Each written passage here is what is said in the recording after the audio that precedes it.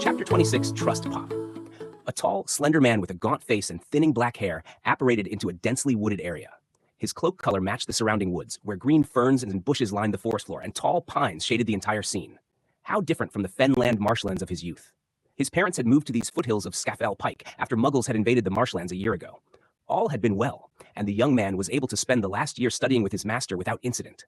But the owl he received the day before, describing nearby giant attacks, was too much to ignore. Then he heard it, an unmistakable thump and a slight tremor of the ground itself.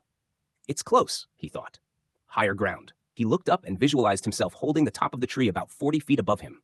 And pop he was at the top of the tree, holding onto the branch, which had sap on it. He hadn't thought about that. Then he saw it. It must have been 30 feet tall. It was a male giant with his back turned to him. The giant was facing a rocky ridge when the gaunt man noticed another man, hooded and all black, standing poised with his wand at the ready. The giant raised his hands above his head and clasped his hands together as he swung with all his might at the hooded figure. The hooded man vanished, only to appear behind the giant with a volley of spells and curses that sent the giant to one knee. The gaunt man was impressed, as most spells don't do much to giants. The giant immediately spun to face the hooded man with a vicious, animalistic look. The gaunt man apparated next to the hooded man and said, "Impressive, but could you use a hand, friend?" Surprised but calm, the man shot a targeted curse at the now standing giant's head. It knocked the giant back and continued with another spell that again brought the giant to its knees. The hooded man smiled at the thin man and motioned for him to step up and take a turn at the giant. The gaunt man held his wand to his neck and spoke in a whispering, hissing voice. The voice amplified. The hooded man looked down at his feet after something moving caught his eye. What he saw, he had never seen before. Snakes, more than he'd ever seen, frantically raced toward the giant. The giant stood and turned to face the two wizards, ready to attack, ready to kill. Then it begins to react, slowly at first, then with more panicked worry as snakes begin climbing and biting at any part of the giant they can reach. The giant begins to squirm around on the ground, trying pointlessly to get the snakes off him. The giant stands and gives a roar in the direction of the two wizards and turns and runs away into the forest and to the mountain. The two men turn to greet each other.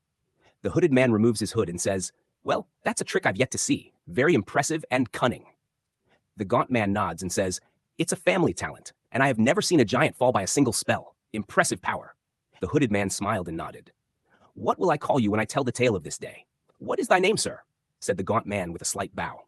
The man paused and said, after obviously thinking about it, "I am known only as Merwin, as I am lost to my lineage. I am an orphan, a traveler. I came upon this village and met my wife a year ago. Now Muggles are paying the giants with livestock to hunt us down." The gaunt man became shocked and immediately asked if he knew the Slytherin family and if they were okay.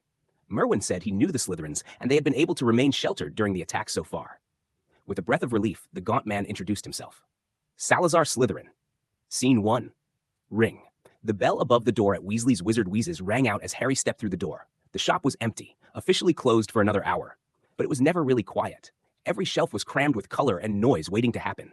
Boxes of skiving snack boxes stacked to the ceiling, jars of Peruvian instant darkness powder lined up like artillery, extendable ears coiled in baskets like sleeping snakes.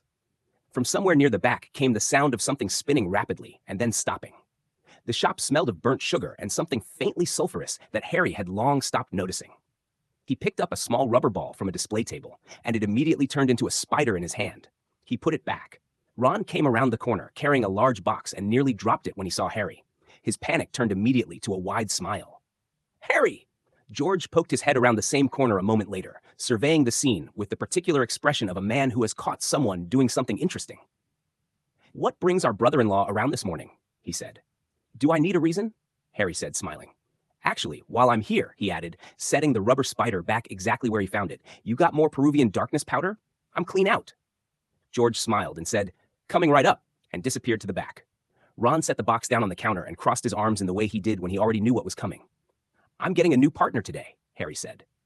Ron nodded slowly. On more than one occasion in the months since he'd left the Aurors office, Ron had felt Harry quietly questioning his decision.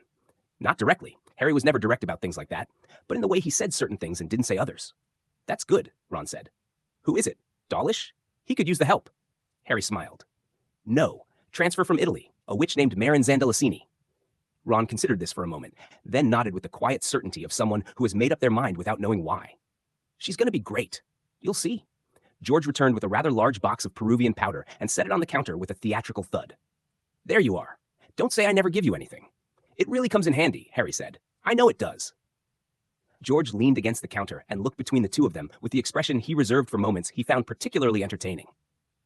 So, how's life working solo? Because, as you can see, he gestured broadly at Ron, this one is really enjoying himself, living the simple life, all limbs intact, sleeping through the night. He lowered his voice as if sharing a confidence. Give our little sister a mental rest, would you?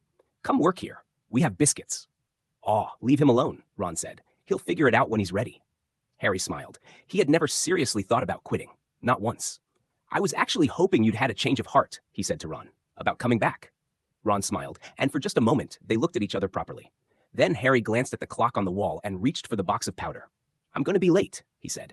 Not a great first impression. Ron picked the box back up and handed it to him. You're Harry Potter, he said. She's already got a first impression. Harry laughed and headed for the door. The bell rang again as he stepped back out onto Diagon Alley. Scene 2.